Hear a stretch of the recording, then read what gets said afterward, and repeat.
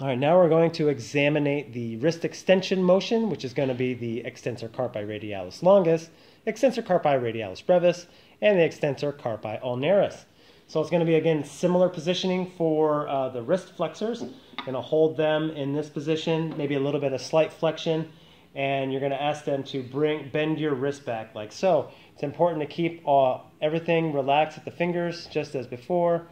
So go ahead and perform that motion for me.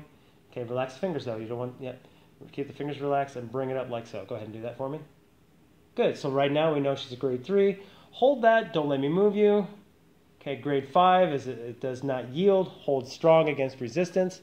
And then we have a grade 4 is going to complete that full range motion against strong to moderate resistance. So go ahead and bring that up again. Hold that, don't let me move you.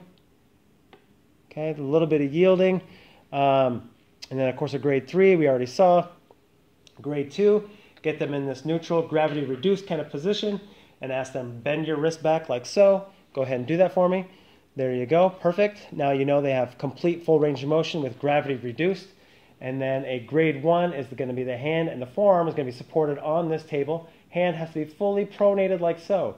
Support that patient's wrists in extension, and the other hand is going to be utilized for palpation. Okay, so you really should only use one finger to palpate one muscle in the given test. So for the extensor carpi radialis longus, you need to palpate this tendon along the dorsum of the wrist in line with the second metacarpal. So if you don't know where that is, it's like right here, okay, and right along the wrist. So you ask them to try to bring your wrist back. So go ahead and try to bring your wrist back. Yep, and you could definitely find that muscle pop right out right there. Again, grade 1 is no range of motion happening. You just feel or see the muscle contraction. For the extensor carpi radialis brevis, you're going to palpate this tendon on the dorsal aspect of the wrist again, in line with the third metatarsal. You got 1, 2, and 3.